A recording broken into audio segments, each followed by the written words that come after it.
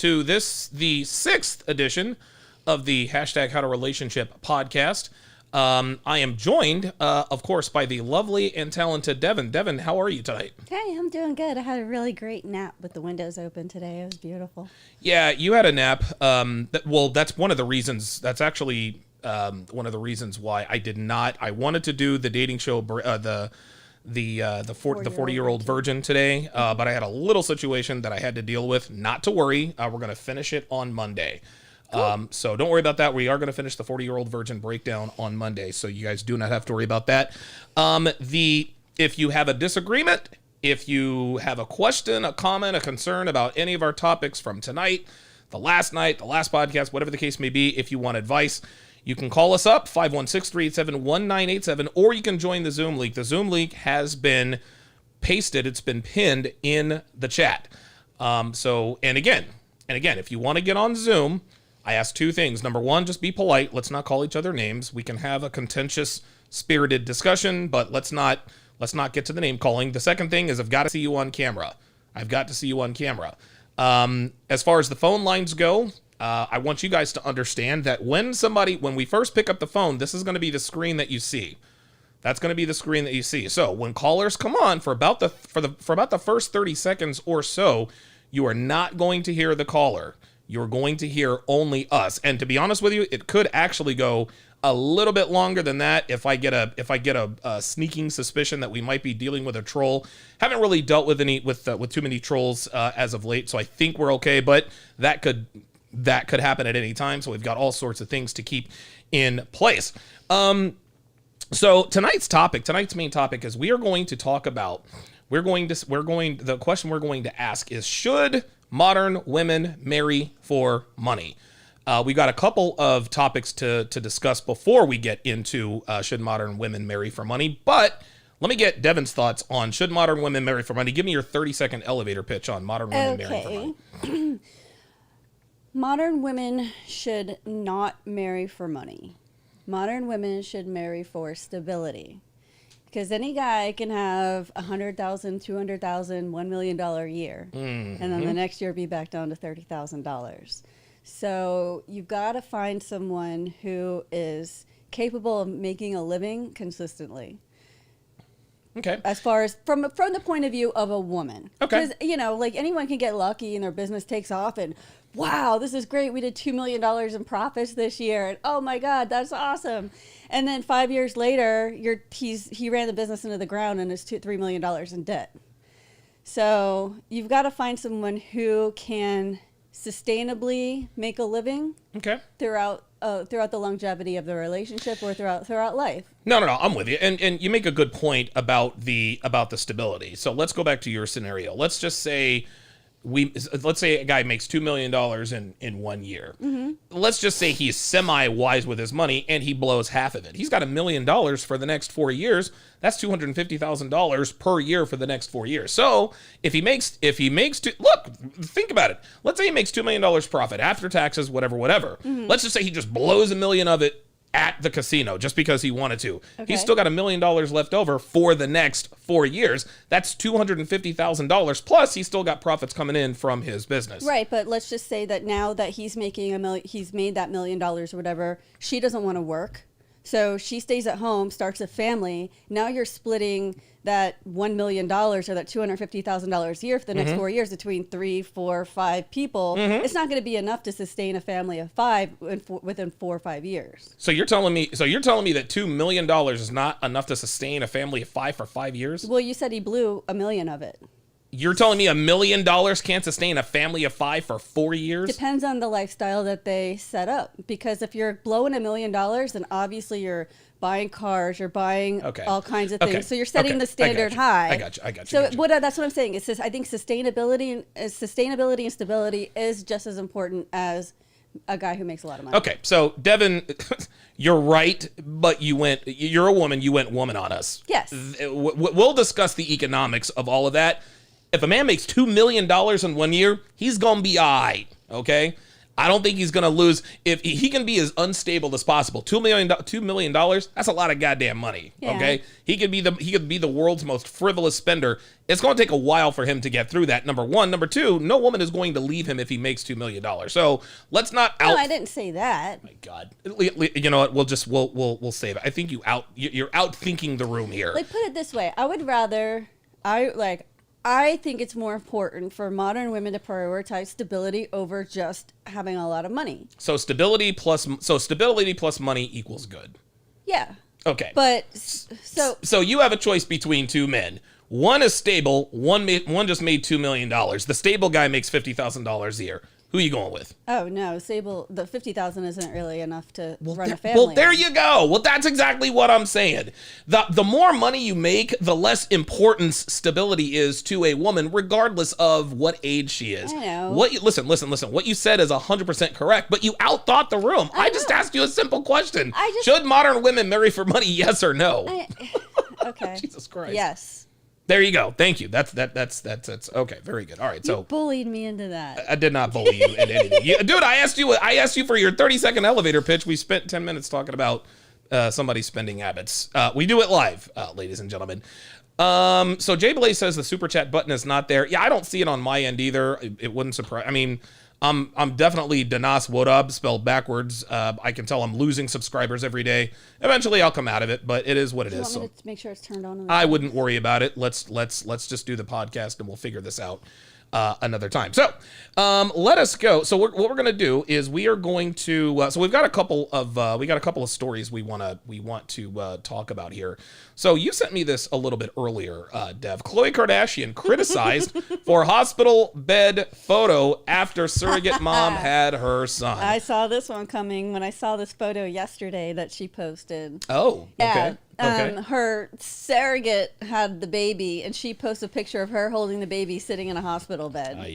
Is that out of bounds or not? I mean, it's pretty disrespectful to the woman who carried, birthed, and whatever. You know, like first of all, she didn't do anything to be sick. It's almost like stolen valor. Okay, but she carried Khloe Kardashian's baby. You want to know why that matters? Is because Khloe Kardashian probably paid her a boatload of money to do that. Right, but Khloe Kardashian did nothing to deserve to sit in a hospital except for pay this woman probably upwards of 6 figures. So she can take a picture holding the baby anywhere else. Let me ask you a question. Which do you think costs more? 9 months of carrying a baby and then giving and then labor, or $150,000? Okay, exactly. You can't make that decision because they're incomparable. However, if I'm a woman, and look, I understand what you're saying here. You're a woman, so I guess you would feel this way. And you've never given birth or anything like that, so I guess you can't speak to that. But if I'm a woman, if I'm Khloe Kardashian, and I paid some chick $152,000 to carry my kid, you better believe I'm going to take that picture. Really? I just paid you $150,000 to carry my kid. My kid is, and that's a Kardashian kid. So that kid is going to cost a lot of money, plus what she actually paid to rent someone's womb. And if I'm a woman and I'm paid, let's just say it was $250,000, and I'm a woman and I carry, I don't give a damn if I'm in the picture or not. Hey, take the picture, baby girl. I'm $200,000 richer. No, it's not that. It's not that she was the surrogate mother was left out of the photo at all. I don't see her in it. No, it's the fact that she took this picture as if she just gave birth to the child. So it's like she's pretending like she didn't do it with a surrogate. Okay, so but we all know she did it with a surrogate. So why does it matter? A lot of people, let's read the story. Maybe a lot of people didn't know. Let's read the story. Let's read the story because this is actually a good discussion. Khloe Kardashian in Yahoo News posed for a photo in a hospital bed looking like a blissed out mom who'd just given birth to a tiny baby boy in her arms, but it was a surrogate mother, not Kardashian, who actually labored to birth the newborn, and critics piled on over a photo that many considered arrogant and insensitive. Let's see who this was written by. This was written by, this has to be, it's written by a woman, so that makes sense that it would slant that way. Okay, it's bad enough. Oh my God. What? It's bad enough men trying to erase women. Jesus effing Christ. But when Unbelievable. This is not the point of view that I would take. But Unbelievable. So even though this is women piling on Khloe Kardashian, they had to put in the feminist pork. Anyway, I'm not even going to get into it. It's bad enough, the article continues, men trying to erase women, but when a woman tries to airbrush the birthing mother out of the picture, it makes me feel a bit sick, one critic complained on the mom discussion site Mumsnet. I guess that's in Britain. Renting a womb, commissioning a baby, erasing the surrogate mother, and the realities of her experience, and posing in a hospital bed as if that cost and reality was hers deplorable. Another people can't write. nope. Others complained about Handmaid's Tale vibes, referring to Margaret Atwood's dystopian novel of a future in which remaining fertile women are forced to give birth for women of authoritarian leaders who pretend to be the children's actual mothers. That's a little far. Dude, Let's reach. On it's that dystopian and it's fiction. Right. So, okay, all right, there we are. But several defended Kardashian for taking the time to bond in a hospital bed with her new baby, whose birth was announced early last month. I don't really have a problem with this. I can't carry a pregnancy because of my health. Because of my health. And we were looking into surrogacy. If we had been able to have a child through surrogacy, I'd want to have the same moments every other new mom has. I'd probably take the same picture. Nerdy empath said this. The parents get a room adjacent to the room where the surrogate is giving birth to wait in. They discuss in the newest episode of their show. I guess it'd be like similar to adoption. Yeah, I suppose so.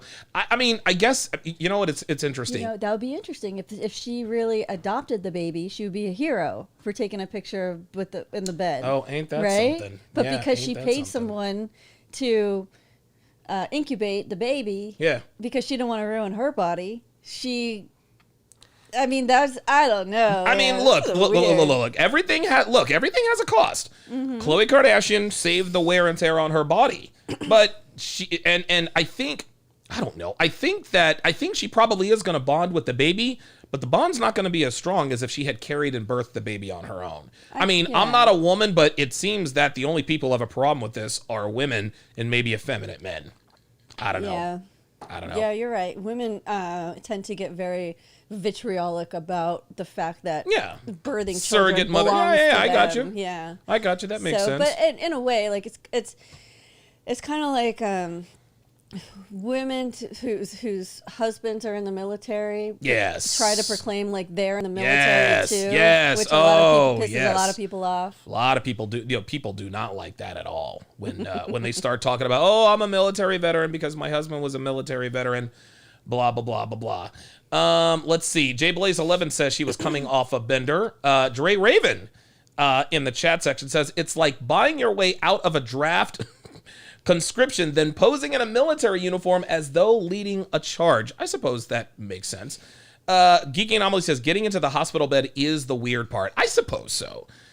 Okay, now that I can certainly understand. I can see both sides of it, but as a public-facing person, that's not the type of picture that I would have posted to introduce my baby to the world. Yes. And it's not the kind of conversation that I would want to start it out with this new life, you know? King of Life says the Kardashians clearly don't care about their kids. Well, we already know that because one of Kim's kids has already seen the sex tape between her and what's his face? Jay Blaze calls it stolen valor. I suppose. Hey man. I mean that. Okay, all right. I can see it. I can certainly understand it from both sides, and I can understand that as a man. I don't have an emotional response to that because I don't birth kids. As a woman, even though you haven't birthed a child, I don't know, maybe if you were on both sides, maybe you can understand one way or the other, but I can understand the stolen valor. But by the same token, Khloe clearly paid this chick a crap load of money. Well, yeah. She wants to have the moment with her kid too. And I think it hasn't Khloe Kardashian carried a pregnancy to term at this point? No, her last baby with Tristan was surrogate too. Oh, so Khloe is definitely in the business of not messing up her. Oh, okay. I think Kim did it too. Oh my God. The whole family, like, it's just. Wait a minute. So all of Kim's kids were. I've never seen a picture of her pregnant. Holy moly. Wow. Can you imagine if all of their kids were. Oh my God. That's the Kardashians for you. That is the Kardashians for you. Let's go to another article you found very, very interesting. Super weird. That is, yeah. I don't know how I feel about that, but I'm not having kids. So Why it is bother, what it is. right? Yeah, it is. Well, we got to talk about this stuff. 3 skills to help men understand blue pill versus red pill behavior. You can't fake it until you make it. So this, I can't tell if this was written by a woman or not, but this was written on Medium. And what's surprising about this particular, tell the audience what's surprising about this article. It was written for the Good Men Project, the website, the Good Men Project, and okay. it was published on Medium as well. Okay, so it was, and the Good Men Project is definitely a blue pill type. Yeah, it's a blue pill the articles trying to be. there go either way. So Yeah. I wasn't really sure which direction this article would go, but I was pleasantly surprised, to be honest. Okay, very good. Let's go ahead and start it. There's a new hot topic I bet you have heard floating through the dating and relationship airwaves. The topic is red pill versus blue pill theory. So number one, this article is about a decade and a half too late. Yeah. I mean, the whole red pill versus blue pill, that is what my entire empire is built atop. So this has been I've been in this community now for this is my, I think, 8th or 9th year. Dudes are waking up every day. So. Hey man, I guess this is a good thing. Usually this debate would be a discussion around the choice to stay content with standard practices given to you in life, or the option to have an awakening to see the deep, unsettling layers that could change your views of the world. For heterosexual men, this topic has taken on a whole new meaning. The new debate is the discussion to continue the patterns that cause men to fail in dating and relationship marketing, or challenge your beliefs and understand human nature and apply your understanding to your behaviors in the market. Wow. We have seen this topic blow up, it continues, in popularity and consequently play out like a game of telephone. The message has been lost in translation and taken into a new context, looking down on female nature rather than purely understanding it. So let's stop right there. So what this article actually is, it actually points out something that's very, very accurate, in that the red pill, a lot of the red pill has been bastardized. It's been co-opted by people who are reckless with it, and they give the community a bad name, et cetera, et cetera. Yeah, just the metaphor of the red pill has been bastardized completely. Yeah. Where it's, when we talk about red pill, we talk about dating and relationships, sexual dynamics, and things like that. And then there's the people who try to politicize, the red pill is really waking up to who's in charge and the conspiracy theories and QAnon and all this other weird stuff. Oh my God, yes. And so for someone to actually acknowledge that, hey, this is red pill, blue pill. Either you understand the way people actually operate in real life versus the narrative, or you just follow the narrative and hope it works out.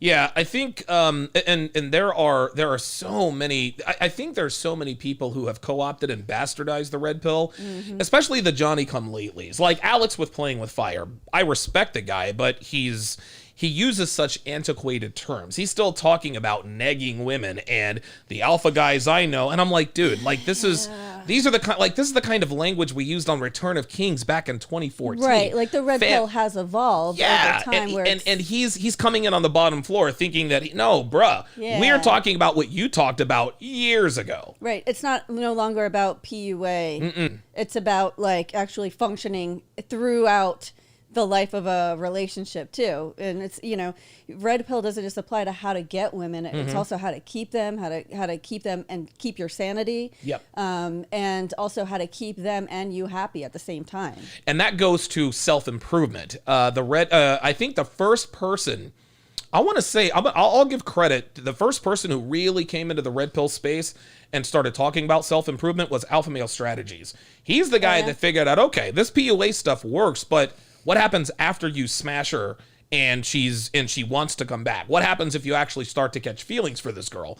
All of a sudden one-itis. One-itis. All of a sudden now your PUA skills don't work in a relationship because you're not just looking for the one night stand. It's more about congruency. Right. Like, why have a relationship when you could just spin plates, bro? Yeah, dude, there's this one dude who wrote in the comments section, and I have nothing against this, but you can tell he's new. Yeah. He says, well, why, knowing what you know about the red pill, why would you ever be in a relationship, exactly what you said, when you can just spin plates? And I wrote a response to him. It's because spinning plates, at some point, you grow out of it. Right. It does get a little bit old. Like sleeping with a new woman never gets old. It's what it takes to get to that point that becomes grueling. And I use this example all the time. Ray Lewis famously said, Sundays you get for free. What you're paying me for are Monday through Saturday, the walkthroughs, the practices, the two-a-days, the film studies, the stretching, the voluntary the voluntary team activities, et cetera, et cetera. Well, ask like Troy Aikman and Tony Romo.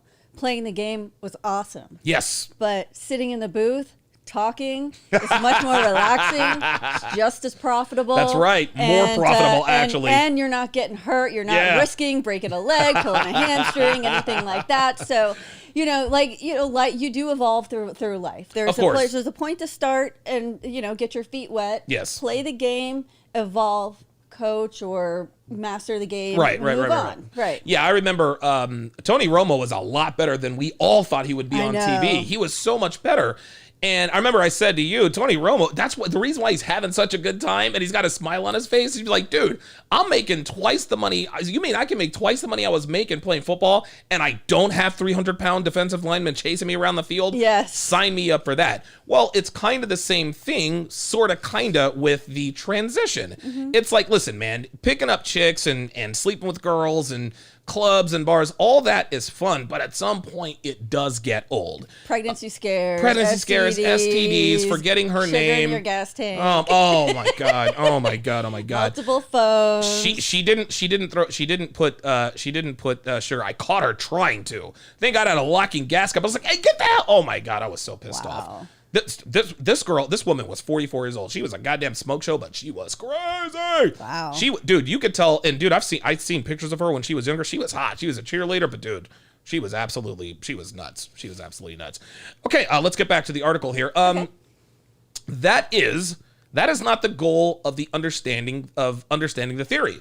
The truth is, there is a set of male and female biological behaviors that create patterns in our interpersonal relationships.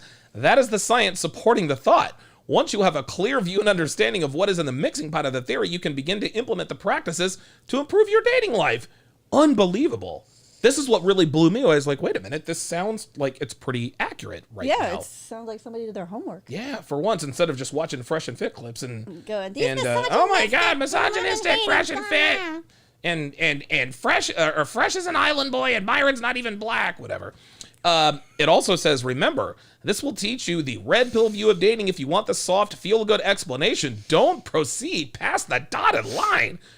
And this was put on the Good Man Project and also Medium. Yeah. Medium is almost just like Bold. I get a lot of my articles that I used to break down from Medium. Yeah.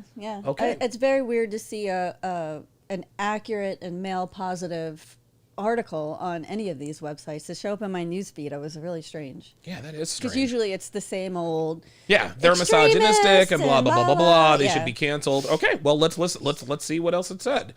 Male versus female nature. First, you have to understand the differences in female and male nature at a base level.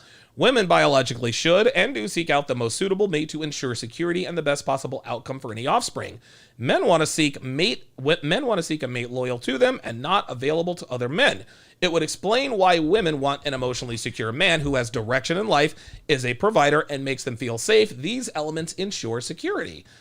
Men want a woman who is theirs and provides the lowest threat to their peace of mind. I know in the world of sexual freedom, it is now taboo to turn your nose down to promiscuity, but a lack of it creates security for a man. Yes. How about that? Common sense. I cannot. What's really blowing me away is the fact that this article was written on the Good Men Project. What are you doing? Can I have a squirt bottle, please? Huh? Can I have a squirt bottle, please? Next time, just ask, because you look like you were trying to Jedi mind trick. Oh, it's Kelly down Dexter there. Dexter eating the. Trying to eat the wires or whatever. Mm-hmm. Yeah, we have some feline saboteurs. Let's continue. This is interesting. This is very interesting. Well, it continues.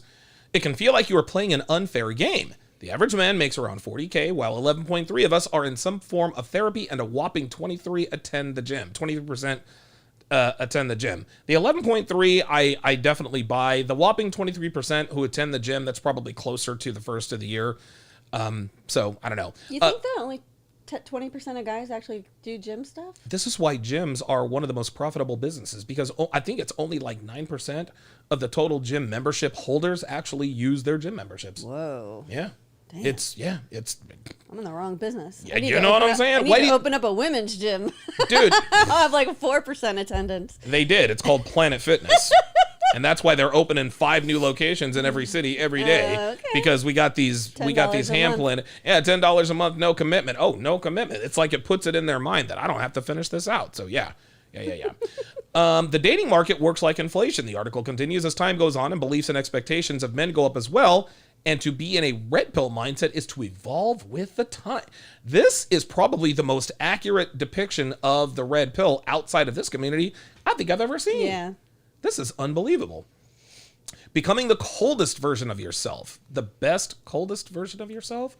Okay, maybe he wanted to put the best. So, do you ever feel like you were playing an unfair game and are the only one struggling in the dating market? I have to break some news to you. Your only option is to level up.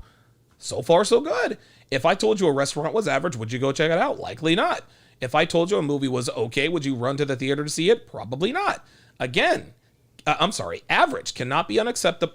Cannot be unacceptable in every facet of life, other than when it applies to you as a man. Again, the average is okay, but you don't accept it elsewhere. Man, this is, dude, so far so good. Leveling up does not mean being a millionaire with a six-pack to gain women's attention. It does mean showing a level of ambition and taking care of your health, whether that be mental or physical. Yes, agree or disagree? I Wow. totally agree. Yeah. The mental part. Talk to the audience. Talk to the men out there who are new to this community about the importance of mental strength, because there are a lot of people who are in great shape, who make a lot of money, who are very mentally fragile. Yeah, there's nothing more unattractive than a mentally fragile man. And what's a mentally fragile man? What does he look and sound like? Okay. Let's see.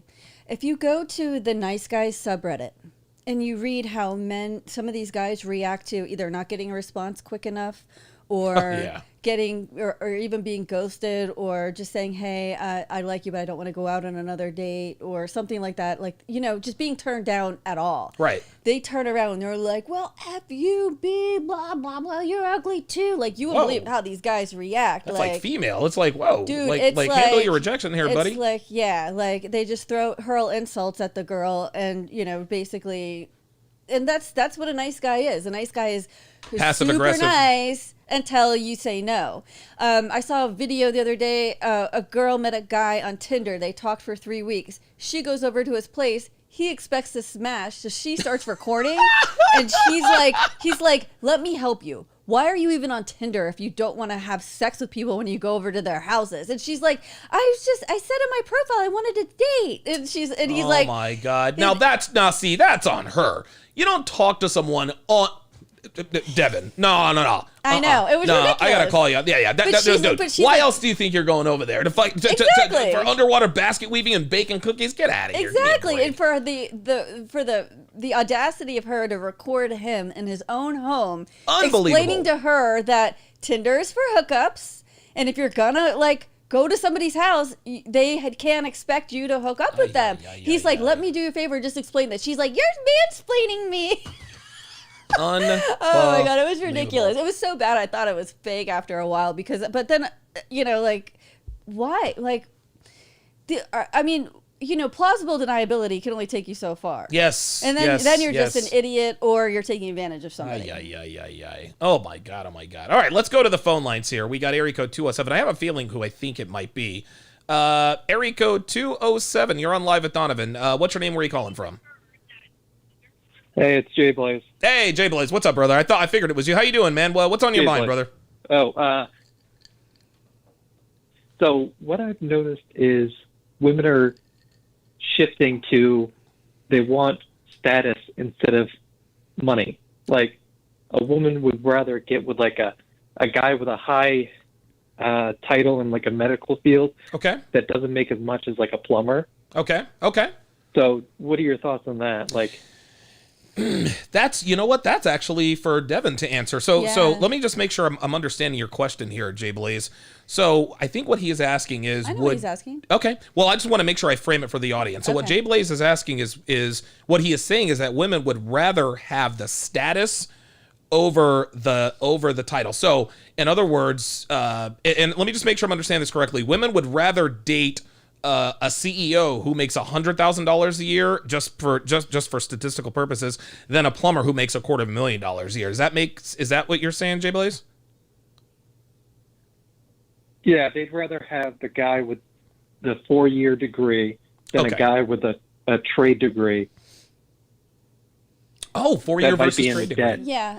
Okay, what are your thoughts It on all that? comes down to like a social status and how things sound. Okay. Ah. So if I'm meeting someone and they go, "What does your husband do for a living?" and you say, "Oh, he's a plumber," or "He's an electrician," Mm-hmm. it doesn't sound quite as good as, "Oh, he's an assistant anesthesiologist." Okay. Or he Okay. is, he's an assistant in a vet lab, or something that just says, "Oh, like my husband's educated versus my husband works hard."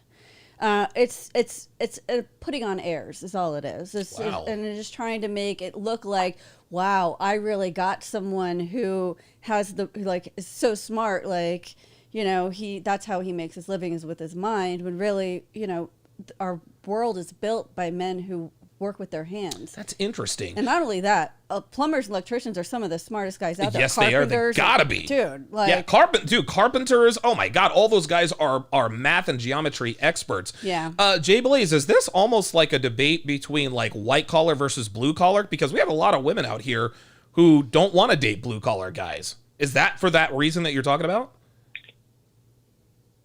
Yeah, I believe this is a continuing trend because right now you have Walmart who is offering over 6 figures for truck drivers because they're 80% in the whole of truck drivers. And even in my state of Maine, you only have 200 to 300 master plumbers, and all of them are like in their 50s. Oh, wow. Which is concerning. I'll tell you what, this goes back to my earlier statement that if modern women were really smart, I would rather take an electrician or a plumber over a CEO who's going to lose his job next week because stocks crash. Yeah, right. Because the shareholders want him out, or he's stooping one of their wives, or something. Yeah, or they need a more diverse leadership group or something like wow, that. That makes perfect sense. Yeah. So, and not only that, you're never going to run out of a need for blue collar workers. No, never. So either between supply chain, I mean, if anything, the pandemic taught us that. So, while everyone else is sitting at home twiddling their thumbs on Zoom, you've got people that are actually out here making the world go round. Yeah. And those are the people who really didn't suffer as much financial loss. They did suffer some, but it wasn't as big of an impact as a lot of the people who are into like hair cutting or cashiers. The gig economy. Oh, okay. Yeah. I think the gig economy took off, but that's just a matter of necessity. That's not a really a career choice. Nobody in school saying when I grow up I want to be an Uber driver. I want to be an Instacart. I want to be DoorDash. Yeah. Nobody's. I mean, during the pandemic, I had some girl come to the door. She had a necklace on with like all these tags. She had a Shipped, Instacart, DoorDash, Grubhub, there you go. Uber Eats. She had that's every hustle, single man. one on her thing, and that's just all she did all day long. And it usually pays the same day. Too, yeah, so right. So she's making that money. To me, that's a pretty good life to live, man. I mean, if that's really what you want to do. You put up with a lot of BS, though. Really, like what? Because we're fortunate enough not to have to do that. I mean, we put up with BS. Gig economy workers? Yeah. Oh, they get screwed over all the time. Really? Oh yeah. Like someone will place an order. And then like 100, like say it's like 20 items, right? $100 worth of stuff, right? And they'll say, okay, on this order, I'm going to give a 20% tip. So, so you get a $20 tip. Cool. I'm going to grab that job. I'm going to go do it. I'm going to get my $20. Okay. After you deliver it, they can change the tip. Oh, wow. So next thing you know, you end up with a $2 tip, or worse, Jesus Christ. Or some people say that they never got their food. And so even though you don't get paid for that order, even though it's not coming out of your pocket, you're still out of that 30 minutes, 40 minutes of your time that it took to go pick stuff up and drop it off. Gas and all that, yeah. Yeah. So gig economy. Listen, man, gig economy workers, call in, man. Call in or jump in the Zoom link. The link has been pinned in the chat. Tell us your gig economy horror stories if you ever have did work in the gig economy. I didn't realize. They're not protected workers whatsoever. Well, Like, how can you the protect customer is them? always right. I mean, but how can you protect them? You know what I mean? There's so many. I mean, at least pay them for their time that they're on the clock and doing work. At least a minimum wage, even if, Okay, well, things don't work out. That's a discussion for another time. But how do you know that they're on the clock? I mean, they could just be driving around bullshitting, right? Well, I mean, they track, like, when you when you say you're going to grab an order and, like, notified, okay, you're picking up the order, you're on the way to order. They're tracking every time you pick up a job. They that could be a discussion. Exactly. Okay, all right. Look, that's a discussion for another day and time, possibly tonight. Gig economy workers, give us a call, man. Tell us about your gig economy story nightmares. Let's get back to our article here.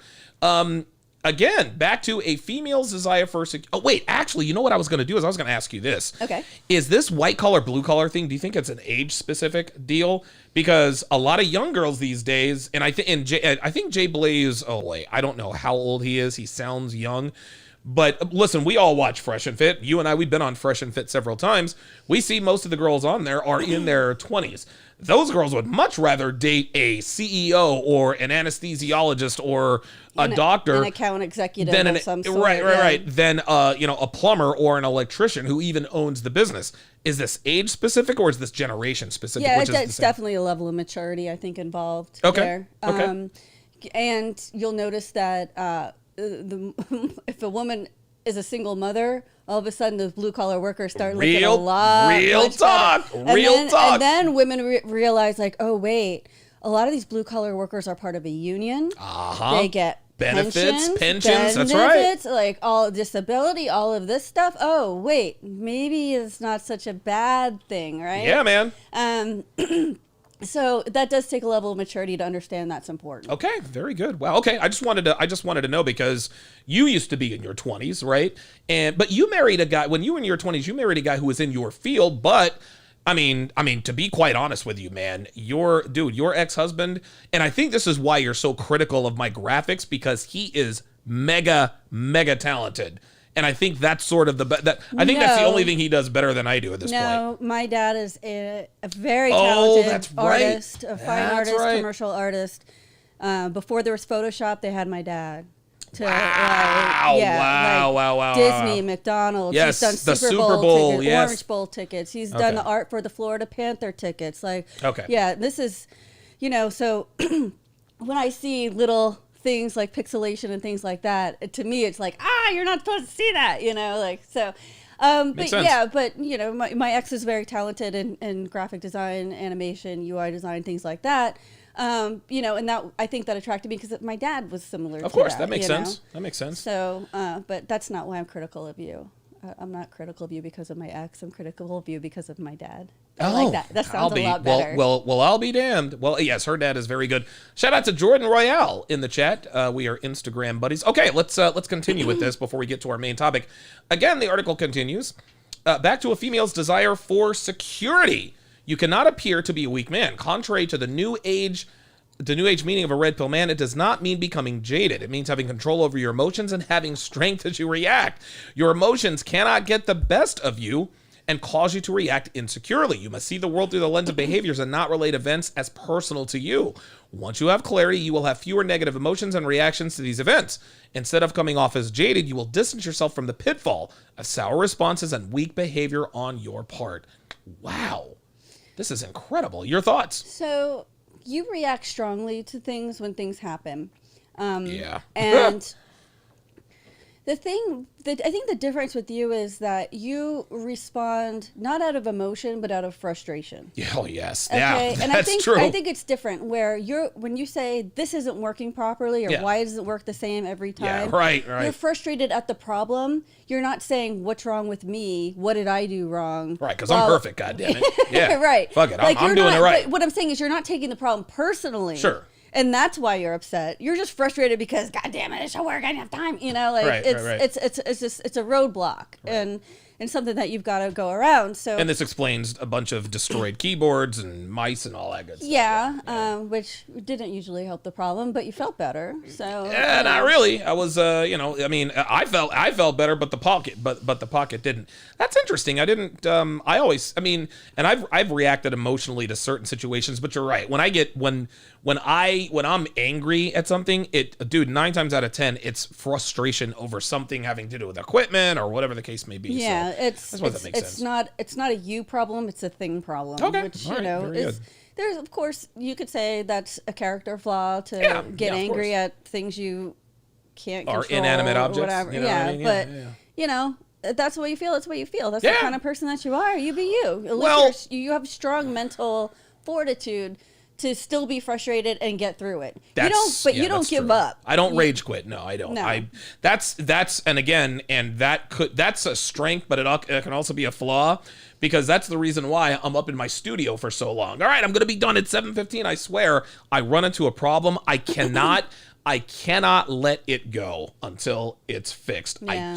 It's just not in me. If something is amiss, if something is wrong, I gotta work at it until it's fixed. That's just all there is to it. So I don't know. I've learned the hard way to not offer to help. What happens when you offer to help? Nothing good. Like, no, I got it. No, then I become the thing that you're frustrated Yes, with. and you don't want that. And listen, And I'm not a prideful person. If I need your help, I will let you know. Yeah, you'll ask, but you're so far along now in what you do. Like, you're way beyond my help at this point. Like, at this point, I'm just like, if you can't figure it out, hell if I know. And then I just start Googling, suggesting things randomly. Yeah, and then after I break something, I'm like, oh, you know what? Maybe I should Google this. Oh, there it is, right there on the first page. Aye. 2 truths and a lie. There are 2 truths and a lie about being a red pill man. Something is in my eye here. Truth number 1: it will not happen overnight. To learn is okay? to I'm good. To learn is to unlearn your previous behaviors. Truth number 2: got it. Once you master the art of being the coldest version of yourself, you will dislike the version of you that existed. Don't. That is the growth process. This is insane. Lie number 1: any man can become a red pill.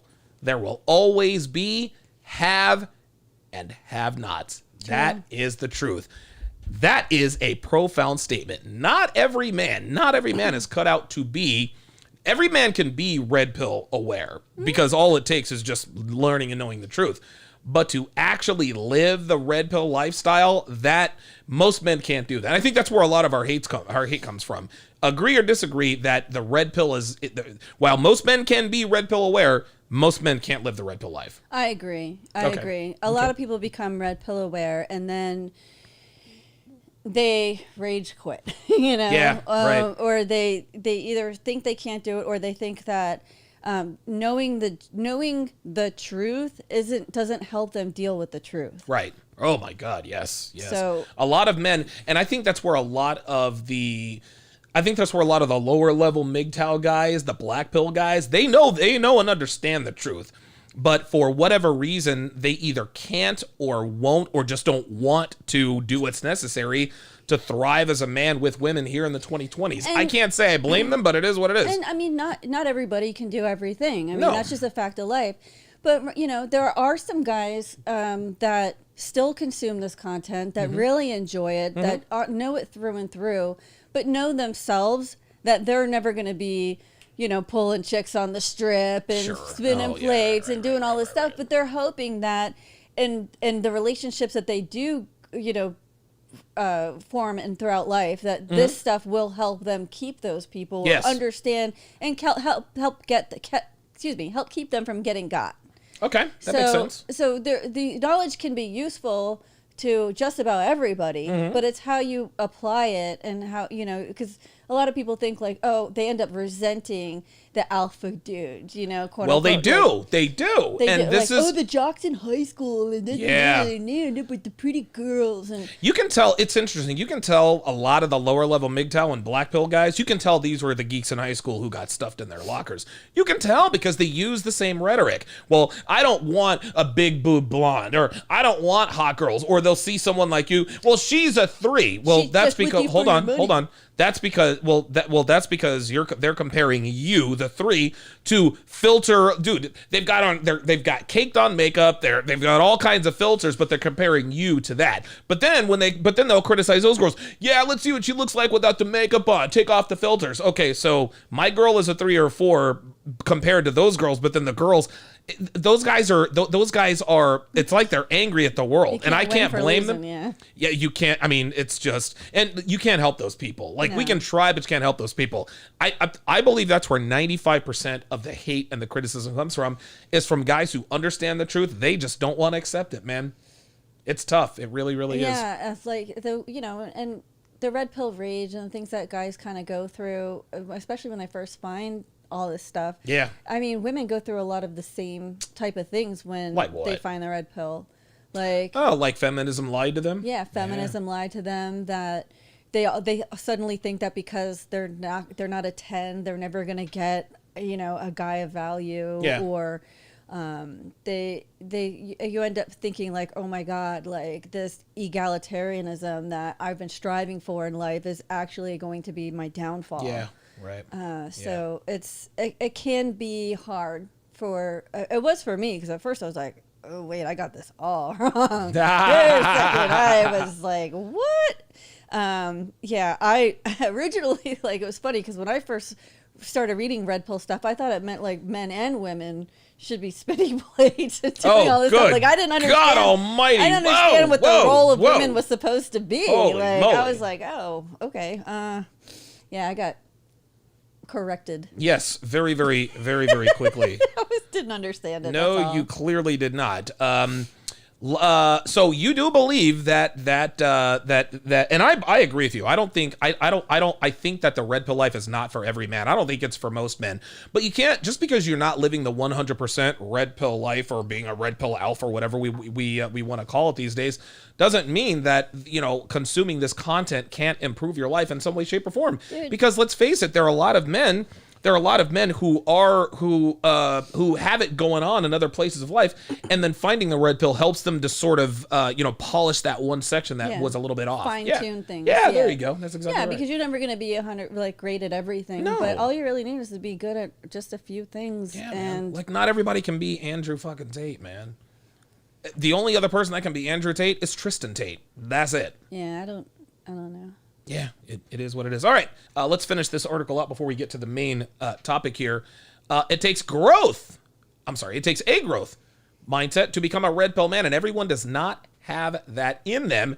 That does not mean you do not have it in you. Becoming a red pill man has nothing to do with disrespecting women. Wow. It has everything to do with respecting female nature and positioning yourself to respond accordingly. Dude, I'd like to know who wrote this, because whoever wrote this has to be from our community, right? Yeah, I think so. This is probably the most accurate. Now, there are more accurate descriptions of this community in this community, but I think this is the most accurate article I've ever read outside of this community that talks about this community. Yeah. Wow. Yeah. The conclusion is, you cannot become a red pill man without assessing the mistakes you have made, past and present. I follow a motivational speaker named Eric Thomas, who says change is available. Change is the ability to shift at any moment, not tomorrow, not next week. Can you get up and change your lifestyle right this second? If you can't, you will be forever stuck where you are now. Also, I don't know that I agree with that 100%, but I understand the concept there. You reserve the right to change your mind at any time. There you go. That's exactly right.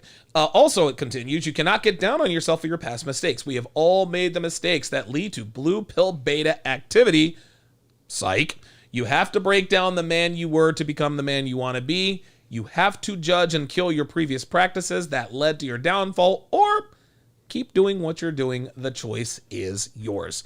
Final thoughts on that article, man. I thought that was quite profound. Yeah, it's a really accurate way of summarizing what the red pill versus blue pill thing is all about, and that we're not trying to what is the word? Hate?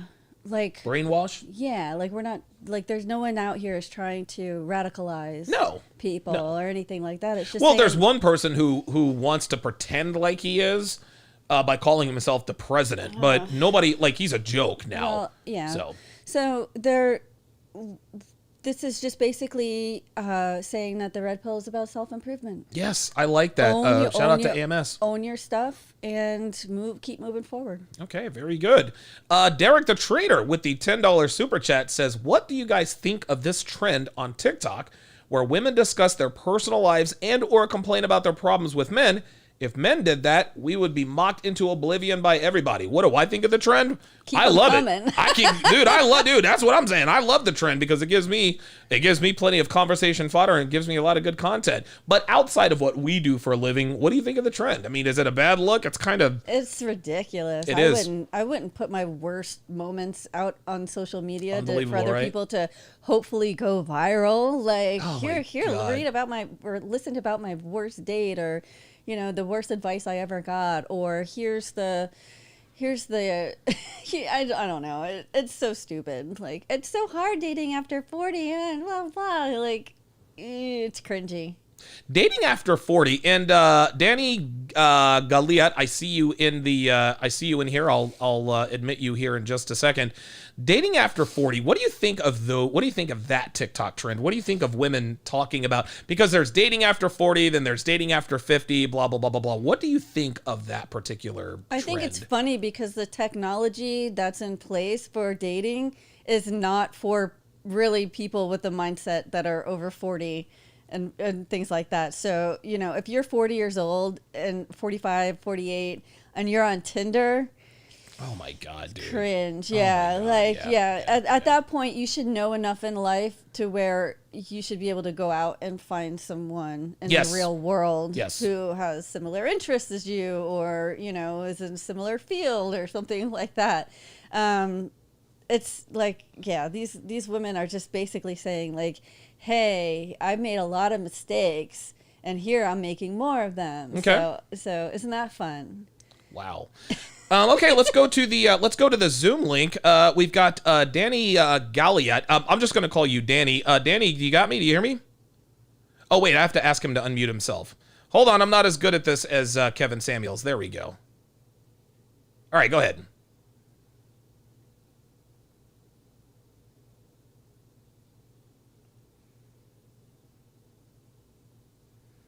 Okay.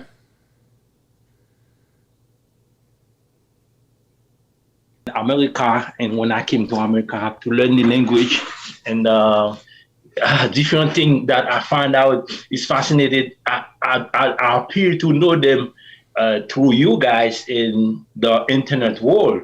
It's fascinating. It was not an university. It was not in the church I go to. I learned nothing. The word, the awareness, the psychology of women versus men, So I just want to congratulate you guys on what you do and keep up the good work, because you're saving life. Because I can say my life is saved because certain thing that I know, I put myself in a better position. I save my resources, and I don't get played by women. I know what I want. I would invest in what I want. This is what I want. Can you do it? You not do it? It's okay. There's 29 older women I got to choose from, so no problem, no fighting. So yeah, because it's like, guys, polygyny will be back. You know why? Because, yeah, you guys know what polygyny means. We know exactly what it is. Oh yes. Yeah, 2 or more women That's legally. Right. A lot of countries, that's not a big deal. So polygyny will definitely be back. So because as things get tough, so many people, women, gonna realize that, because for decades we were created for one another. Yep.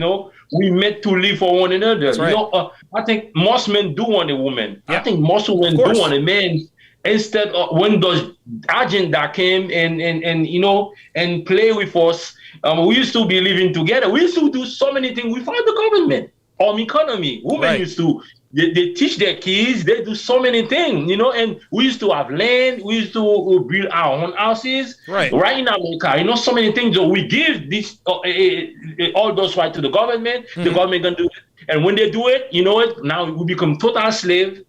Because if they say the lockdown, everything shut down, and then we can't eat, we can do nothing because we have no land, they got completely everything, the government is too big. So the idea is try to better yourself and stay away from don't depend on government too much. And then the better you are, you got the freedom. So imagine a polygynous couple. An example. Me, I got 2 wives. An example. All of us working. We got our own land. That's right. The government said you're not qualified. So I'm like, that's fine. I'm making enough money. So what? I'm living in freedom. And we do homeschooling, total freedom. But they will never show that on the media or in the school curriculum system. Why? Let me ask you this. What country do you live in, Danny? Oh, I'm living in Florida right now. I mean, I love America. I love America. The opportunity, the work, because I don't have that in my country. Haiti, I came from a country called Haiti. It's the poorest country in the Western Hemisphere. Okay. You know, so we don't have that job opportunity, electricity, a lot of things that I find in America, I don't have it at home. So I still love the country, but the information you guys give me, the red awareness, the red pill awareness, I never know about that on the internet. You know? Let me ask you this. Knowing what you know about the States, do you think polygyny, do you think that even has a chance to exist in the United States? Because you know how American women are, man. They're like, well, if I have a high value man, he can do this, but if he cheats on me, he is done. What I can say, it's happening indirectly, like polygamy. It just means you sleep with multiple partners, which is both men and women. We do it. We sleep with multiple partners. During our young age, we found with the energy, because instead of I got the energy, let me find somebody and then deal with that person. We struggle trying to find somebody, and we do know, man. In a little, women are more mature. The reason is because the woman is just we have to become. Yes. We have to better ourselves. We have to make sure first. We have to make sure to lead another thing in order for the woman to find the peace, everything she's looking for, and then she don't have to struggle. The men are going to provide the security for her. You know what I mean? So it might take us a little longer, the job, the experience, and stuff like that. But when a woman 18 years old, she can get married if she wants to. I mean, she just gotta be herself. You know, just be. There's no such thing. Oh, you too young? No. Women are never too young. It's right now in this modern concept society, because in the past it wasn't like that. Sure. Men marry any type of woman you want, young, any age. It doesn't matter at all. You know what I mean? Well, so obviously we have laws, but the age of majority is 18 years old, and even still, it's interesting. Even women who are 18 years old, like if women find out, this is funny. So when women grow up in this country, when they're 18 years old, they're dating guys who are 27, 28, sometimes even 30 years old. But then when they're in their 20s and they find out a 30-year-old man is dating an 18-year-old, oh my God, he's a pedophile and blah, blah, blah, blah, blah. It's funny how that changes. I'll give you the last word. Yeah, the last thing I want to say, let me answer the question in 1 minute. What I want to say, we've been doing polygamy, polygamy, like just sleep with multiple partners. But polygyny, which is the right term, like the man and the 2 wives or more, if that's what he wants, you know, if that's what his first wife wants, you know what I mean? If they agree on that, nothing wrong about that. So we are doing it indirectly instead of men that have multiplied children with multiple women, and women have children with multiple men. So, and then it's million, and then we have teenage pregnancy, teenage relationship. It's already by million. So we really fighting against something that people are doing indirectly by millions. Right. Instead of doing it legally, properly, we would put more women in a situation not to struggle in life. Because by the time we're gonna want to do that, it's gonna be too late. Some men gonna be exit. Probably they go overseas. They already find their woman. They good. They settle. And by the time all those million of women is like, you know what? I changed my mind. I don't want to be a feminist no more. I want a man. I want to settle. It's already too late. Look what happened in Ukraine. It's when they're in their 40s. Now it's chaos. This war. Yeah, it's gonna be too late. Danny, thank you very much for chiming in, man. We appreciate it. We appreciate the support, man. You keep doing what you're doing. You saved my life. As a foreigner, English is my second language. You totally saved my life, and I'm using the same information that I coach people to watch your channel. You all over my page, on my Facebook. Yeah, man, you all over my page. My WhatsApp, Facebook, everywhere I drop you. So keep doing what you're doing. You got people that love you. You know, I mean, a true testimony, an example you can use, like other. You go really fast. So I do see your content on. After I see Kevin Samuel, then your channel pop up. I'm like, absolutely. Whoa, okay, okay, I'm like, whoa, okay, that's interesting. And then I become your friend, man. Keep up the good work, and thank you for taking me. I appreciate it. Keep doing what you're doing and ignore the haters, man. You're saving life. You saved my Awesome, life, man. Danny, thank you very much for chiming in. I like getting calls like that, man. It's very, very, it's cool when people, it's cool when we actually get people who, call in and say, hey, man, keep doing what you're doing. And it's interesting because I do make a big deal about the haters a lot, but 99% of people who comment or call in, they're supportive. They really, really are. Yeah. And it's hard to see that sometimes. What are your thoughts on that? Yeah, I mean, that's why you show me the nice comments sometimes. Yes. It's because I've seen a lot of the hate. So. Okay, good stuff.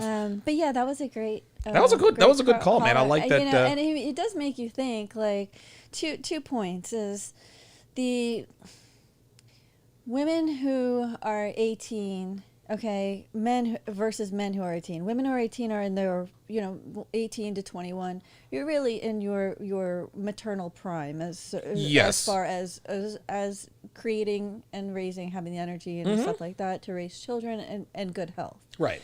However, men don't know anything at 18 years old. Oh my God, we don't know so jack. if she wants to pick a mate who can support the progeny of the family, she needs to find someone who actually has it together. Yes, so he's going to be probably between the ages of 30, 35, maybe 40. I don't know I think for men at the age of 40, they know whether they want to have a family or not. So yeah, that's true. So and women, you have to know because but hell, you don't have much time, do you? So I think that is one of the reasons why. It's not because men are perverted and want young girls, no, or because they can control them or whatever. It's the fact that they have the ability to provide stability and keep a roof over their head and take care of the family, and she's basically, she's a blank slate is what that is, man. Not only that, she's also in her prime to produce healthy children. Imagine that. So, you talk all the time about how your mother was always like, I'm so glad I have 5 healthy kids blah, blah, blah. And we never knew why, but now we know. Yeah, but she also had all you guys, between the ages of 18 and 23. 23. Yeah. I'm sorry, 18 and 24. Yeah. She had me at 18. She had had me at 18, had my sister at 20, had my brother and sister at 21, and had my youngest brother at 24. That's a busy womb. That was a busy womb. Yes, it was. But, with your father being in the military, and they were basically in a position where they could grow the family that they wanted and be taken care of. Yep. And they weren't going, even though things were tight at times, they weren't homeless, No, we were in the military. Exactly. Yeah. So that was a very, I don't know if it was a conscious decision of theirs at the time, or if it's just, oops, we did it again. Well, they were young and horny. So yeah, probably not conscious, but that's the way birth is. But if you look at the difference, like with my mother had, had her first at 17, and then had me when she was 21, widowed at 21, remarried when I was 6, and today is their 40th wedding anniversary. Oh, wow. 40 years. Yeah. And congratulations, Mom and Dad. That's pretty awesome. Mr. and Mrs. Devon. 40 years. 40 years. God. My God. But because she was older, she was in her 30s. By the time they were married and ready to, they were trying for more kids. In this relationship, they didn't try right away, but eventually he wanted children of his own. Sure, of course. And he got them. It did not come easy. It did not come easy, and I didn't even realize I was a kid. You don't know when your mom has miscarriages and stuff. You don't know why your mom's sad all the time. You know what I mean? Right. So, but it was difficult, and then. With my last brother, my mom was like 32, 33, I think, and even he was premature. Wow. A few months premature. Yeah, and he grew to be 6'4". I see, Jordan. I see you in the queue. I'll get to you in just a second. But it was scary because even just when you're in your 30s, it's even lower 30s. The risk goes way up. Of course. So yeah. Okay. I can understand why that would be that, and the reason why polygyny polygamy. probably won't be legal in the United States due to tax reasons. Okay. They claiming more than one wife on your taxes Yeah, I don't is think that's gonna be legal. a mess. Yeah, Yeah, not it's gonna sure be a that that's mess. You're legal. claiming more dependents. You're getting more tax write-offs. The government makes less money, and that never goes well. Yeah. The government has to definitely get their share. Let's see. We've got Jordan. Okay, so we've got Jordan Royale on the line, but looks like he's having some issues with his audio. As soon as I see that come up, I'll give you the green light. Let's go to our last article while we wait for Jordan. This is a very, very interesting article that you picked up. And this is our main topic of conversation. So, should modern women marry for money? So you sent me this article that was published on BuzzFeed. People who married for money are sharing what it's actually like, and it's not what I expected at all. I think let's just go. Okay, so I can hear Jordan now. So before we go to this, let's go to Jordan Royale. So Jordan, what's going on, man? How you doing? So I love the new setup, by the way. Thank you. I just wanted to kind of talk about a couple topics I guess you guys were talking about earlier, which is basically like the number one thing being that red pill's just misunderstood. For me, I was originally like, I got into it, not even realizing, like, before the term was even coined. Yes. Right. Just basically burned left and right, realizing that I can't put my emotions on the table. I can't allow myself, I can't allow certain roles to switch or reverse. You know what I mean? Like, let me, this one night, she did this, let me do the dishes tonight. Like, you know what I mean? That's, yeah. It sounds silly. Like, how could you be, misogyny, whatever you want to say. But I'm just trying to, just trying to say that, you have to kind of understand where your roles are a man and what her roles are as a woman. And if you kind of flip flop, there's sorts of confusion, arguments, problems in your relationship overall. But I want to say, like for me, so I think, a lot of people, it's like, red pill. Oh, well, you must be an incel. Yeah. It's like, right. No, that's, it's like, for me, I originally got into it because I didn't even know that, I didn't even know that was a thing. I was into it before it was a term. Right. And I think, and another thing that's very important, like, I guess, to me is I'm always fascinated about learning more about women, like our relationship dynamics. It's a never ending, there's no end zone. No, you know what none. I mean? It's not like running the mile and you pass the finish line. Right. You know what I mean? It is a constant learning process. Yes. Yeah. So, I wanted to maybe see what your guys' thoughts on that. I mean, maybe that was how it was for you too, Donovan. Like, you were red pill before maybe the term was coined. I mean, that's kind of how it was for me. And then it's like, wow, I found this audience and people can relate. And, that's how it was for them. So I kind of wanted to try. I'll tell you something, Jordan. I came very, very close to finding the red pill a few times before I actually found it. I remember back, I want to say in 2007 or 2008, I bought a book by Tariq Nasheed called, something, I forgot what the title was, but it was like the Holy Book of Game. And basically what it is it was a bunch of PUA techniques. He told us what to say, but he told us what to say, but he didn't tell us how to get there. So for example, I remember one of his examples was, if you're sitting there with your girl and she says, let's go out to dinner. My parents are in town. Let's go out to dinner. He says, you should just say no. And when she says, why not? I just don't feel like going right now. And that was profound to me because I was like, wow, actually telling a woman no, and she's not going to leave you. But he left out a lot. He left out all of the getting there part. And that's I hate that. And a lot of gurus do that. It's like, just invest or do. And it's like, dude, like, it's just so, but basic. Like Gary Vee, right? Huge fan of the guy, but it's just so basic, linear info that you can't do anything with. Wow, dude, Jordan, you use the term that I've been searching for years. It's that linear info. And it's almost like they say, okay, let's say you're in a situation with all the gurus, bro. That's all the time. Gurus that do and it's like, let's say you're on a date with a girl and she does XYZ. You should do ABC. Well, wait a minute, slow down. And that's what a lot of the PUAs do. Yes. The PUAs that sell you this, ebook or whatever, and there's no finish line. No, there's no finish line. They just want to keep the cash cow going. I'm going to get you there, but then pull back and then get you to sign up for the next course or whatever. Not only that, Jordan, they don't tell you how it is you got the data in the first place. A lot of their advice is so. But what you're saying is this was even before there was master courses or online courses. You read it in the book. He was already bait and switching you, dude. Wow, it's unbelievable. They always put you in a situation. Okay, so let's just say your girlfriend does X, Y, or Z. And most guys are like, well, wait a minute, I don't even have a girlfriend. How do I get a girlfriend? Then they buy the next book or course. Well, here's how to get a girlfriend, and it's just PUA techniques. So you so you get good at that, and you have sex with the girl, but then she wants to come over the next day. What do you do? Like, they don't tell you what to do the day after. They don't tell you what you have to become in order to be good with women. They just drop you into these scenarios with these women and say, hey, here's what to do if you get here. How do I get there? Here's something else I want to say, too. Maybe you can agree with or not agree. But a lot of the PUAs, a lot of their receipts are from like 10, 12 years ago. Hey, here's my receipt of how I got this girl. If you do this, and it's like, dude, that was 10 fucking years ago. Yeah, like, excuse me, I sorry, I didn't mean to curse on your channel. No, I'm like, dude, that was 10 years ago.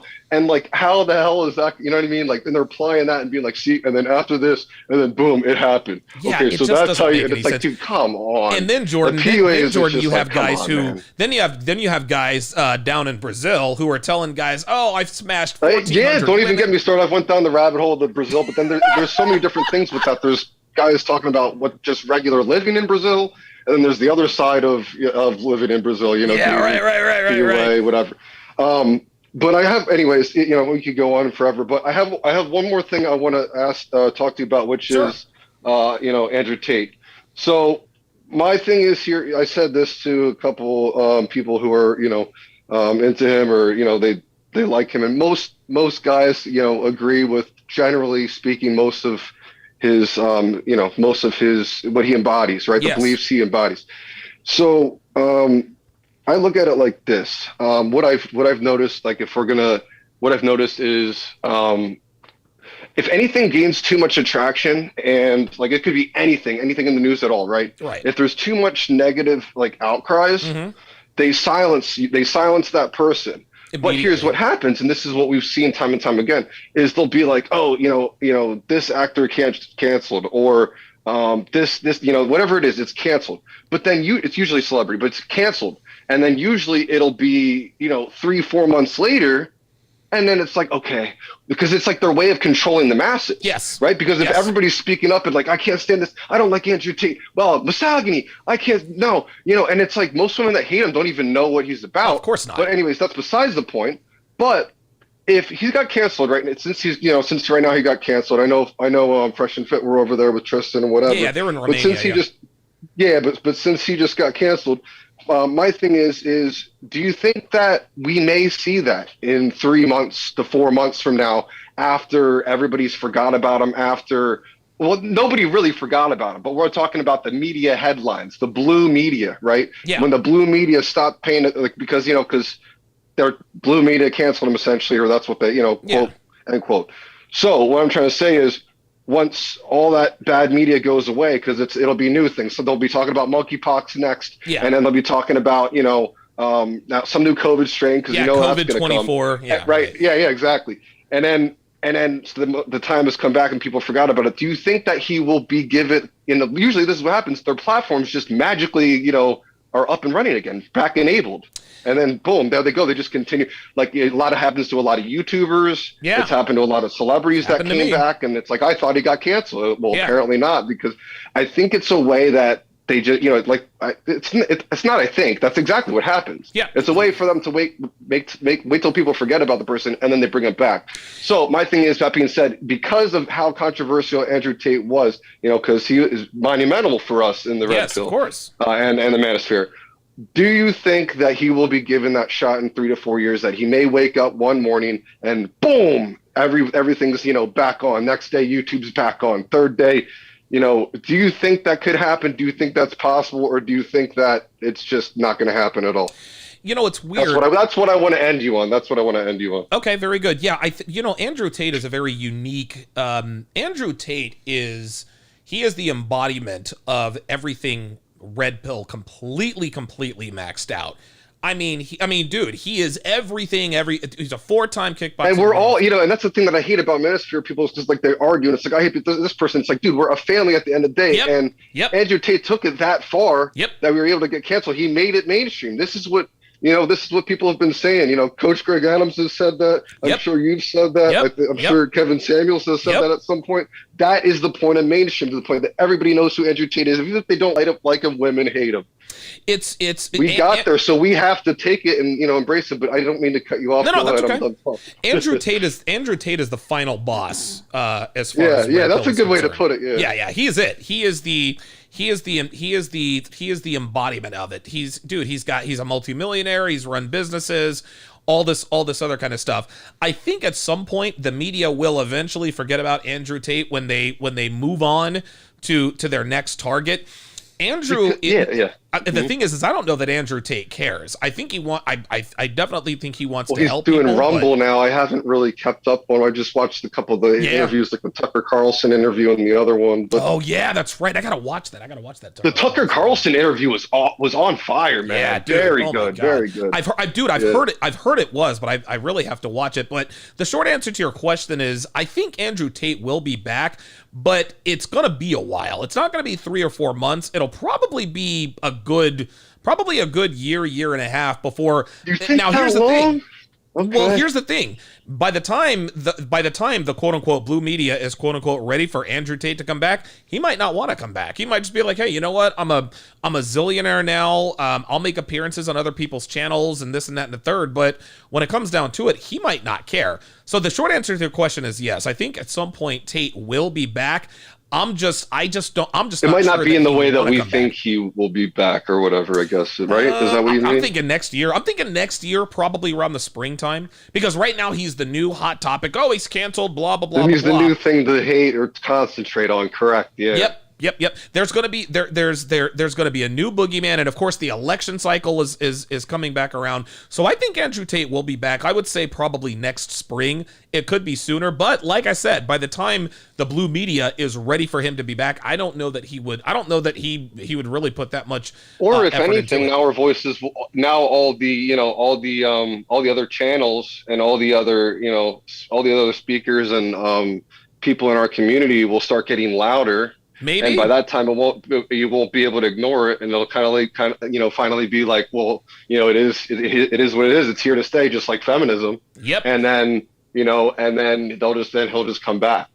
Yep. So, and it was so funny. That was the other thing that first got me in. Sorry, one more quick note. Sure, go ahead. That was the other thing that got me into it, because it was like 2015 or like 2015, oh, wow, 16 was when I kind of started teetering and getting into this stuff. And then it was like 2017, 18, I'm like, okay, I know this is messed up. 2018, 19, I'm like, I'm thinking there's something wrong with me, like mentally, because I'm like, well, what about men's rights? What about us? Like, don't we have a voice? Shouldn't we?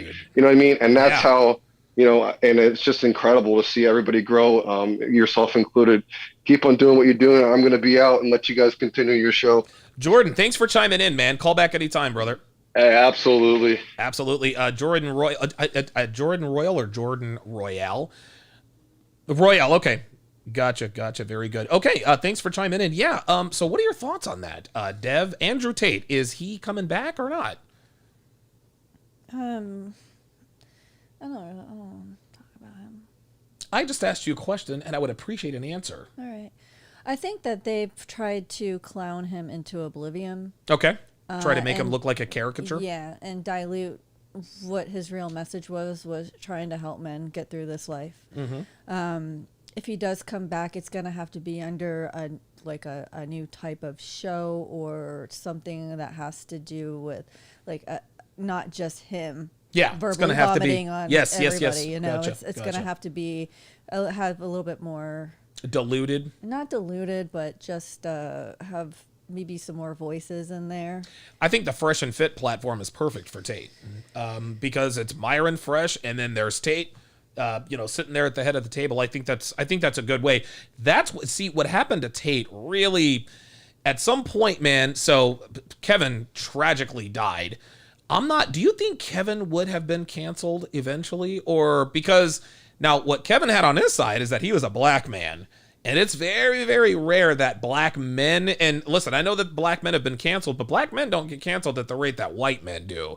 And so, and Kevin was an advocate for the black community. The black community did not, for the most part, did not like Kevin Samuels, but guess what? He became a star for a reason. Yeah, enough of them did to where they gave him props at the BET Awards after he died posthumously. I don't think he would have been canceled. If he had been canceled, he would have been canceled well earlier in his career. That's true. Okay. What about Myron? Unless he said something completely off the wall, like, you know, I mean, Myron and Fresh are more along the lines of like what the Man Show used to be. Okay. You know, there's an audience for it. I don't think they'll get canceled. Clearly. Yeah, I don't think they'll get canceled. You don't think so? Nah. Just because they have so many women on their show. That's true. How can they be hating women? Like they're 90% of the content, you know. Yeah, so, that's very, very true. Okay. And not only that, their talking points are reiterated to the point where we know where this is going. We know where they stand, and they do not hate women. They say it all the time. Exactly. Yeah. So, you know, it's almost like, you know, Andrew has a lot of those flash talking points that just sound terrible out of context. Like what? I don't know. But you see it in the headlines all the time. Like, he'll say something that sounds terrible if you just listen to that one little part of it. Certain women, if they women should be trained like dogs or something, you know, like you take it out of context, it's going to sound terrible. Right. And it, you know, it's just people who hate people will just basically just try to clown them into oblivion. That's really all I got. That's what they tried to. The joke is on them because, like I said, Andrew Tate is up to his eyeballs in women. He drives a Bugatti. Look at what happened to Kevin after he passed away. People still tried to tarnish his name, clown him, clown him in death. You know, he wasn't so great. He, you know, he died alone. Blah blah blah. Face down, ass up, like they were clowning him on another. Yeah, that was ridiculous. So people will try to take their piece one way or another, but I mean, on the message, I think on the whole, I think the message still survives. Team Peterson says Tate is half black. You know, it's interesting. Yes, Andrew Tate is half black. His father was black. His mother was white. The world sees him as a white man. Even though he is mixed, even though he is biracial, depending on your skin hue, and Andrew has more white features than dark. Listen, I'm not subtracting any ethnicity from him, but perception to the world is reality. And one of the main reasons why I believe that Andrew Tate was canceled is because the world sees him as a white man. You know, this white guy is this misogynist, and he said this and said that. Now, I'm sure if Andrew Tate were maybe my skin tone, maybe Andrew Tate would not have taken off like he did. That's just the way of the world. When black men talk about certain things like this, the only people that really come after us are black men. Or black women. Kevin was black, and dude, 90% of his audience was black, but he was about to be a worldwide megastar. Okay, let's go ahead and finish out this article about marrying for money. So this article is a compilation of stories that people told about themselves or people they knew who married for money. A lot, and we have to understand that most of these stories come from women. Women lie. They don't tell the whole truth. They only tell the bits. They only tell the bits that don't. Yeah, they only tell the bits that don't make them look terrible.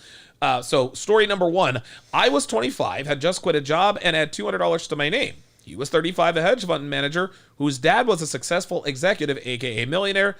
Fairy tale romance. Quickie wedding 10 years later. It's a completely mixed bag. He never wanted to have an us life. He never wanted to share anything.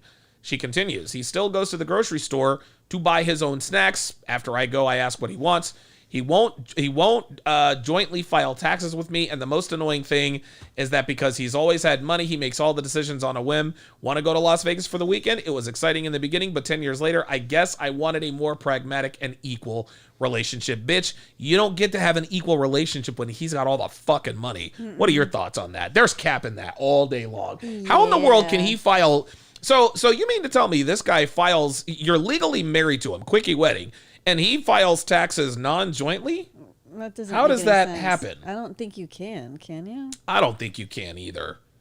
Yeah, this is cap. What are your thoughts on this? What is she filing taxes for? She doesn't make any money. She got $200 to her name. So. Oh, this reminds me of like a Pretty Woman kind of story. Ooh. But she did have $200 to her name, and she had just quit a job. We go on all these vacations, but he never asked my opinion before we go. This bitch, unbelievable.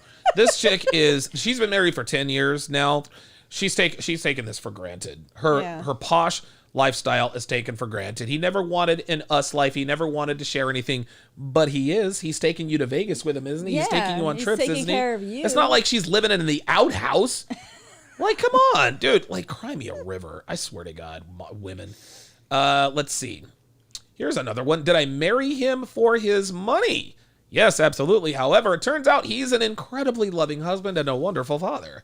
I was absolutely the a-hole in this situation. He's not conventionally attractive and he's not particularly funny or charismatic. However, he's an incredibly supportive human who I would not have given a chance if he didn't have money. What are your thoughts here? Wow, that's pretty profound for her to admit that. It's profound and it's honest. She kept it real. Look, the guy's not the best looking guy in the world. I gave him a shot because he has money. And surprise, surprise, he's actually a good dude. Yeah, that's probably the case more often than not, too. You think so?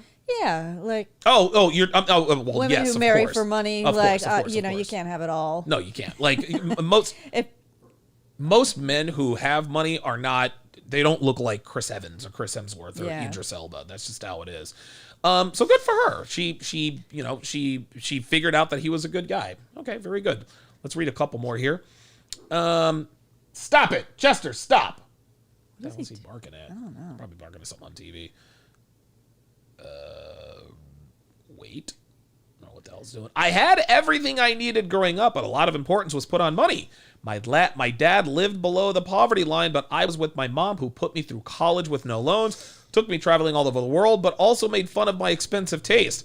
Money was a big part of the reason I got married, and while I'm not blameless, my husband has turned out to be an entitled, narcissistic a-hole. We've both been unfaithful, but I haven't had to check my bank account, she says, before buying anything I want for years. I've gotten to drive luxury cars, given his money to charity, and helped out friends. It's just too good. Yes, I'm aware I'm a POS, and for half the strangers who see the size of the diamond on my hand, I can see them judging me as materialistic. Your thoughts? That's probably the most common case there is of people marrying for money. Mm-hmm. Is they enjoy the spoils of the spoils of the labor? What is it? It's the spoils of wealth. Yes. Oh yeah, it's never going to be perfect, and the fact that they've both been unfaithful, I think, is pretty funny. Because she's probably both been unfaithful because he's out there making money, and she's just bored. What are some of the that's very interesting. Everything has a cost. I've said this all the time. Everything has a cost, including marrying for money. If you're and look. The same goes for men and women. If you're going to marry for looks and looks alone, you're going to have to understand that in this day and age, the better looking a woman is, the less useful she's going to be. Yeah. The better looking a woman is, the more difficult it is going to be to tame her, especially if she knows she has options. Well, it's the same with women marrying for money. If you marry a man specific just for money, you got to understand. And she called him a narcissist. No, the guy is confident and he knows his value. Yeah. And he treats her as such. He doesn't take his shit from her because he's like, bitch, I could replace you in a minute with a bitch half your age. Yeah. Oh my God, you're a narcissist. What are some of the pros and cons as a woman marrying with money? Start with the pros. Marrying for money. What are some of the pros? I can only guess. Like? Not having to work. Okay. Not having to stress about finances. Mm-hmm. Not having to check your bank account when you want to buy something. Yeah. Not necessarily having to struggle with things like, hey, if you don't have time to clean the house, have a housekeeper come do it. There you go. If you're sick of dealing with the kids, hire someone to come take care of them for the week. Rich people have rich people have landscapers.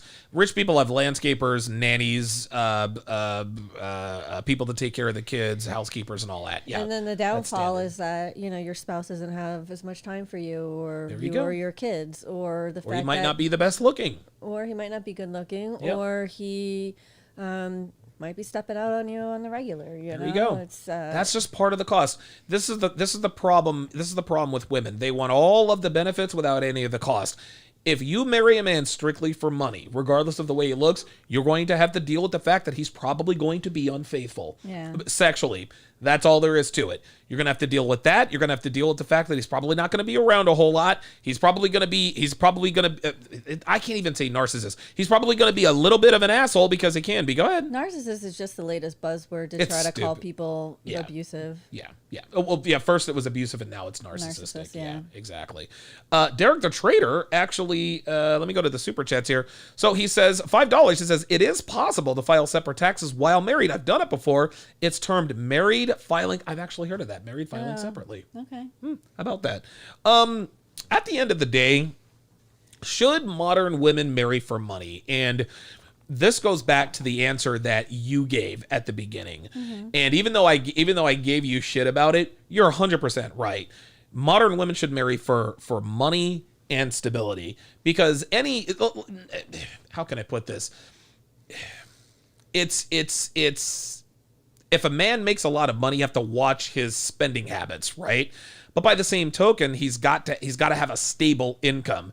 If he's a degenerate gambler, if he's a professional gambler, somebody time out Blosk 323. They're just in here causing trouble. Somebody ban him. Blosk 323. Somebody get rid of him. But stability is, which do you think is more important, stability or money? Stability. Why? Money comes and goes. Man, you took the words right out of my mouth. Yeah. And it's just like, what would you rather have? A perfect 10 or a woman who adds value to your life? A woman who adds value to my life. Because looks fade. Yeah, looks fade. Right. Oh, that makes sense. Okay. All right. So, yeah, I think especially if a woman values family and values a relationship, she wants that stability. She wants him to be that rock. Right. And a lot of times, finances often are the downfall of men. Oh, 100%. So if those two go together, then I would rather be with someone who made $75,000 a year and I had to work as well, than be with someone who is in debt every other year or constantly struggling to keep their business afloat, even though it does well sometimes. It doesn't do well other times, or but listen, you're right. That's the outlier situation. Men with money tend to have money all the time. That's just all. Yes, men go broke, but dude, if a man is worth 7 figures, very rarely is he not going to be worth 7 figures. Yeah, I don't.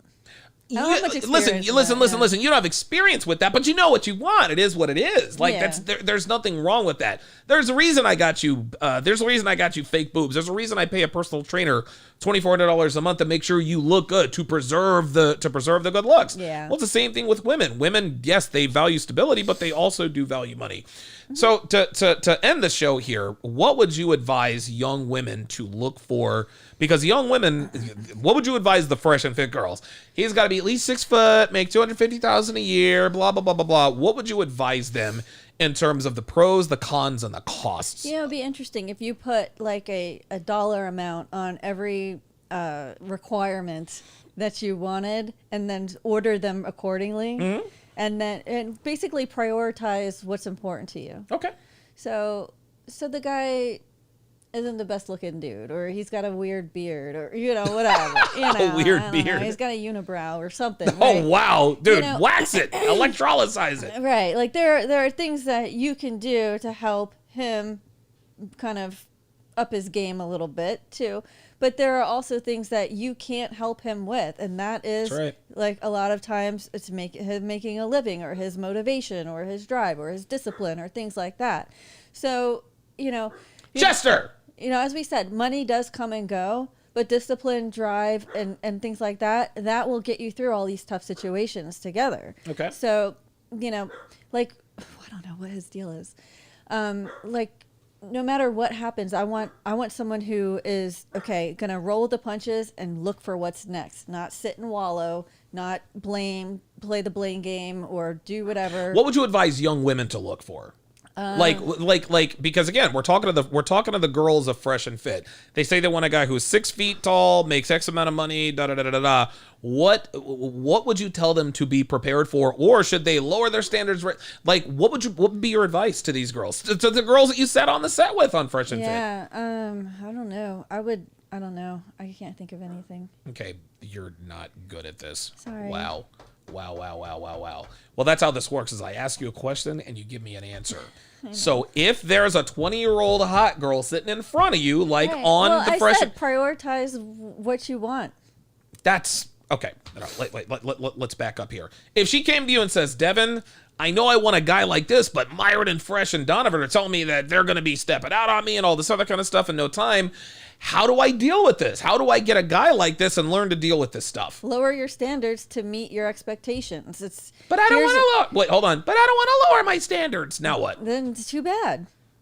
You're gonna lower your standards in one area or another. There we go. You gotta pick one. There we go. In what way would she have to lower her standards if she wants it all? Income, looks, height, things like that. Like if you want a man, you can't have it all. If being completely faithful to you is so important, then maybe you shouldn't be going for the top tier guy at the party. Go for the bartender, like, what I'm saying? Like, go for someone who represents to you, okay, this is sustainable versus this is a flash in the pan and I'm going to be yesterday's news, it's interesting. I think what a lot of women don't understand, and I think social media is to blame for this, is that wealth looks so easy. They see all these girls on yachts. They have no idea what it takes to actually attain that kind of thing. They think that life with a rich guy is as easy as it looks on Instagram, and it just isn't. Yeah. And this is because women have no concept. Women these days have very little concept, or attractive women have no concept of work or money. They take a man's money for granted, which is why they think that most guys make a lot of money. Yeah, that's ridiculous. Like that girl who wanted a Birkin bag as if it was nothing. Those are like $10,000 oh my purses. God, dude! Like, I could buy a vehicle with that. Yeah, what are we doing? So yeah, I it's funny because the girls who value money really have less and less to offer. Yes. Because guys who recognize a woman knows the value of $1 and can take it far and respect the value of $1 will therefore respect his time more. There you go. Respect his energy more and therefore respect him more. I think if a girl doesn't really value wealth or even generosity, then she's not going to be respectful in other areas as well. Okay, very good. We have one last super chat here. Dre Raven says, a $5 super chat says, ladies, lower your standards a little at 22 or a lot at 42. Very good. Wow. Very, very, very well said. And with that is going to do it for the 6th episode of the #HowToRelationship podcast. We will see